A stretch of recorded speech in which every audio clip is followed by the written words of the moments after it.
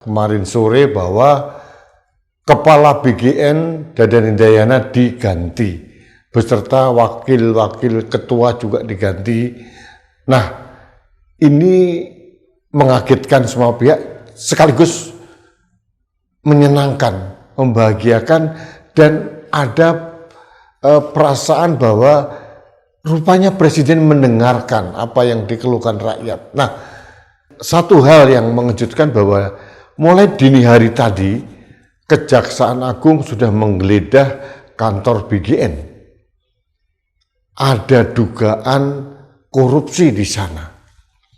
Ini Dadan Hindayana dan para wakil ketua harus mulai hati-hati.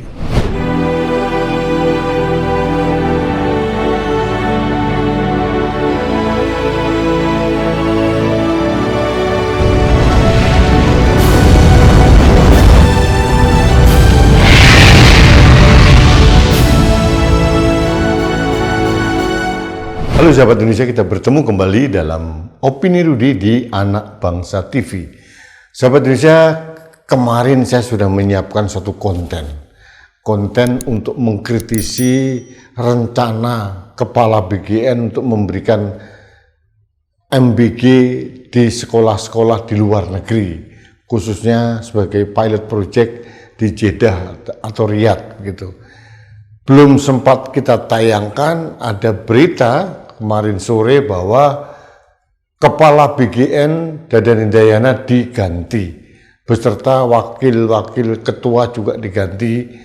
Nah, ini mengagetkan semua pihak, sekaligus menyenangkan, membahagiakan, dan ada perasaan bahwa rupanya Presiden mendengarkan apa yang dikeluhkan rakyat. Nah, satu hal yang mengejutkan bahwa mulai dini hari tadi, Kejaksaan Agung sudah menggeledah kantor BGN.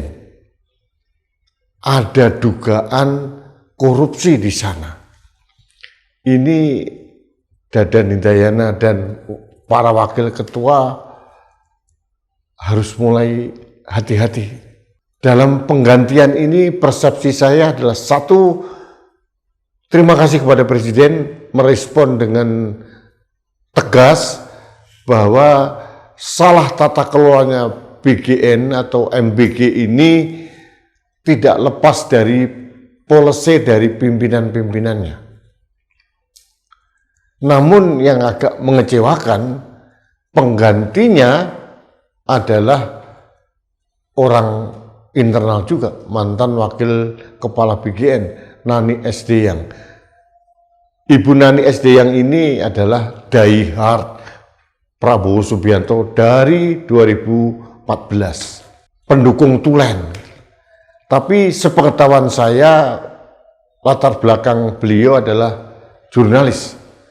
Tidak ada latar belakang kesehatan, gizi, tentang tumbuh kembang anak dan sebagainya, tidak ada kaitannya. Nah, bersamaan dengan penggantian pimpinan BGN ini, selain Nani Sdeyang juga dilantik wakil kepala BGN yang baru. Yang pertama Ibu Agustina Arumsari, kemudian Mayor Jenderal TNI Purnawiran Trenggono. Ada tetap orang TNI-nya, tapi kalau Bu Agustina ini adalah orang yang sangat paham tentang audit karena beliau sebelumnya adalah wakil kepala BPKP. Nah, kita tunggu perkembangannya.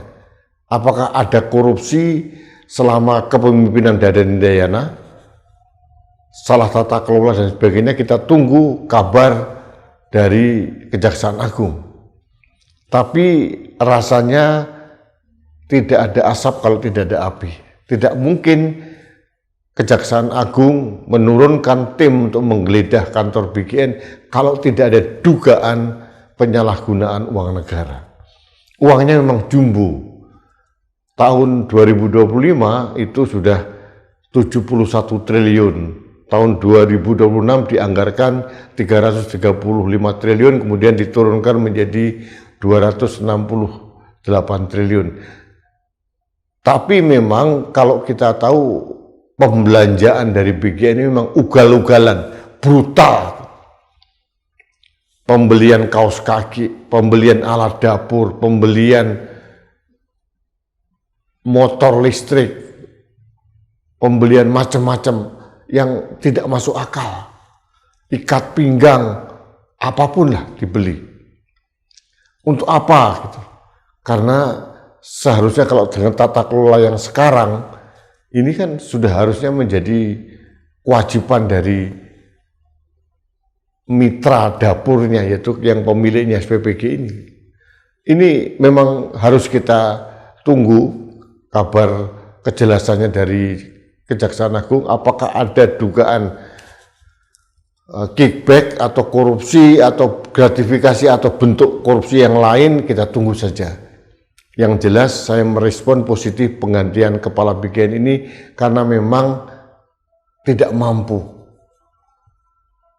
salah kelola, keluar dari fokus. Nah, harapan saya di kepemimpinan Ibu Nani SD yang ini adalah harus berani untuk mengubah sistem tata kelola dari MBG ini.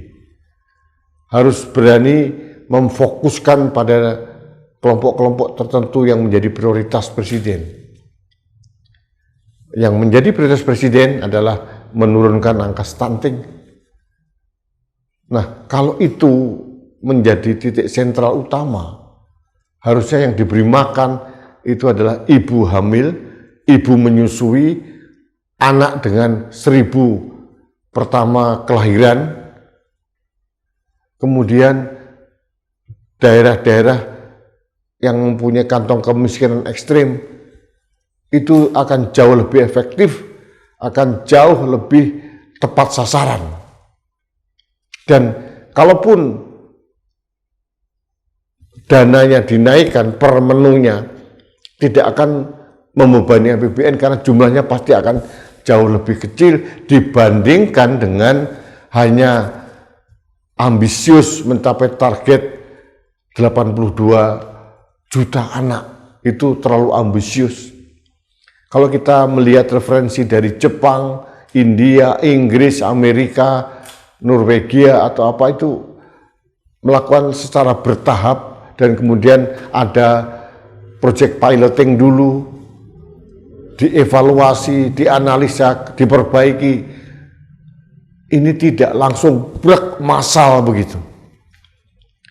Sekali lagi, kalau kepala BGN tidak mengubah tata kelolanya, tidak mengubah fokus pemberian manfaatnya, BGN akan sama saja seperti dipimpin oleh Dadan Indayana.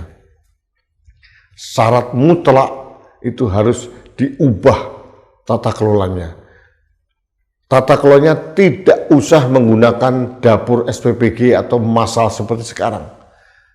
Gunakanlah puskesmas, posyandu setempat, kemudian dapur-dapur di desa, dan kantin sekolah. Kalau kantin sekolah tidak memenuhi, bantu dulu infrastruktur dapurnya. Kalau posyandu tidak mempunyai, siapkan dulu infrastruktur dapurnya, dan mungkin ini bisa dilakukan secara serentak kalau fokusnya hanya daerah 3T, mungkin di NTT, mungkin di Papua atau daerah manapun, dan khusus untuk ibu hamil dan ibu menyusui serta balita untuk 1000 pertama kelahiran. Ini penting. Jadi kalau balita 1000 hari pertama kelahiran itu perlu asupan gizi, itu sekitar umur 0 sampai 2,5 tahun. Nah, setelah itu baru kita lihat, dan mungkin 5 tahun lagi kita akan bisa melihat data stunting kita itu akan menurun dengan drastis kalau polanya diubah, fokusnya diubah. Jadi sekali lagi saya tekankan, manfaatkan posyandu, puskesmas, dan kantin-kantin sekolah. Kalau mereka belum siap, kita siapkan dulu infrastruktur dapurnya. Kalau hanya kantin sekolah itu kan tidak perlu dengan massal, paling hanya 300 atau 400 siswa. Tidak massal seperti sekarang per dapur 3.000 gitu. Posyandu itu mereka sudah terbiasa. Mereka sudah pernah melakukan program yang sama meskipun waktu itu hanya seminggu sekali.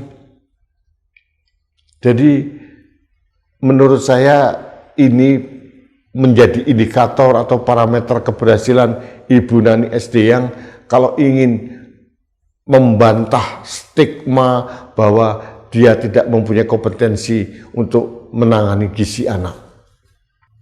Bantahan inkompetensi ini harus ditunjukkan melalui kinerja. Tidak perlu kita beradu argumentasi, adu narasi. Kita tahu Ibu Nini SD yang tidak mempunyai rekam jejak untuk masalah kesehatan, tumbuh kembang anak, atau masalah gizi, tapi rakyat menunggu. Apakah catatan inkompetensi rekam jejak ini bisa dibalik dengan kinerja yang lebih baik? Saran saya, ubah tata kelolanya, ubah fokusnya. Fokusnya sekali lagi saya tekankan, berulang-ulang saya katakan, hanya ibu hamil, ibu menyusui, bayi dengan 1000 hari kelahiran pertama, kemudian anak-anak 3T, kemudian di daerah-daerah lain yang mempunyai kantong-kantong kemiskinan atau angka stuntingnya masih tinggi, itu perlu diintervensi. Harus dilakukan secara bertahap. Jadi tata kelola dapurnya tidak perlu menggunakan sistem dapur SPPG massal seperti sekarang.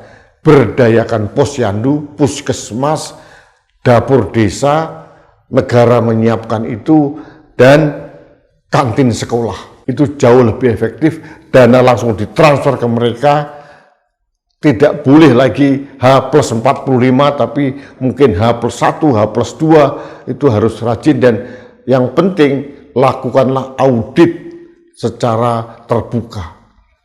Kalau ada Ibu Agustina Arumsari sebagai wakil kepala MBG yang baru, beliau sudah terbiasa dengan sistem audit yang terpercaya. Dan terakhir saya sarankan, berdayakan, ajak peran serta BUMN dan swasta-swasta besar melalui program Corporate Social Responsibility mereka atau CSR mereka, agar ada dapur asuh misalkan.